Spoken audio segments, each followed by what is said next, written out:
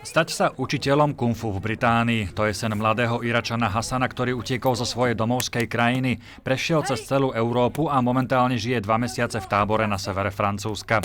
Hasan sa chce udržať vo forme, každé ráno dáva kurzy bojového umenia aj ostatným utečencom. Popoludní zase chodí na hodiny angličtiny.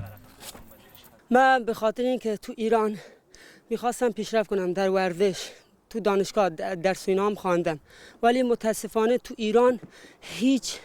Hasan vyučuje kung fu v provizornom divadle, ktoré v tábore založil britský divadelník Joe.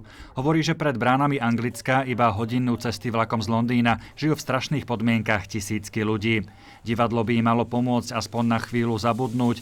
Joe s ďalšími dobrovoľníkmi preto organizujú kurzy maľovania, tanca, čítania poézie, jógy či pantomimické predstavenia. It's a space to provide relief. A sanctuary for creativity where you can come express yourself, share your story and be with other people. Joe pripúšťa, že v tábore i v jeho okolí sú problémy s kriminalitou a pašerákmi. Hovorí tiež, že tu žijú najmä mladí muži bez rodín, ktorí sa zúfalo snažia dostať do Británie a ich frustrácia z nevydarených pokusov niekedy prerastie do agresie. Väčšinou sú to však normálni ľudia, ktorých z domovskej krajiny vyhnala vojna, tyranské režimy alebo neúnosná hospodárska situácia. I don't perceive these people as migrants or even as refugees. I perceive them as people. These people are suffering a dreadful situation and they are fleeing danger. V tomto tábore, ktorý miestni prezývajú džungla, žije stále 5 až 6 tisíc utečencov, napríklad z Eritreji, Blízkeho východu alebo z Afganistanu. Celý tábor sa rozvinul na malé mestečko. Môžeme tu napríklad vidieť katolícky kostol, divadlo, nákupnú triedu s reštauráciami a obchodmi. No a tuto v pozadí, tu už začína strážiť polícia. Vidíme plot, ktorý vedie k Eurotunelu a k mestu Calais. Kúsok od divadla stojí klinika, kde utečencov očkujú proti chrípke. Mnohí nie sú zvyknutí na mínusové teploty a spia v obyčajných stanoch.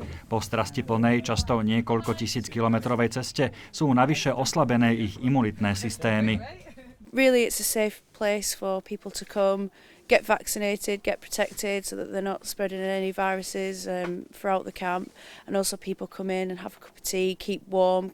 V tábore pracuje viacero charitatívnych organizácií. V čase našej návštevy rozdávali oblečenie. Raz denne nosia utečencom teplé jedlo a skupina Eritrejčanov vďaka nim býva aj v drevených chatrčiach.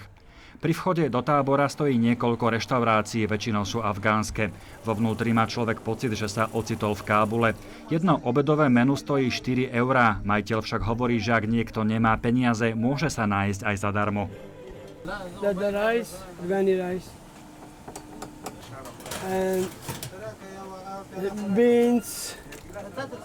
V noci sa nálada v tábore prudko zmení. Skupiny migrantov sa snažia zastaviť kamióny, ktoré by ich prepašovali do Británie. Po tom, čo Londýn sprísnil bezpečnostné opatrenia, je to však stále ťažšie.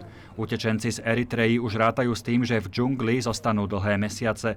Postavili si preto kostol a v čase našej návštevy doňho niesli aj vianočný stromček. Z Calais, Štefan Hudec, RTVS.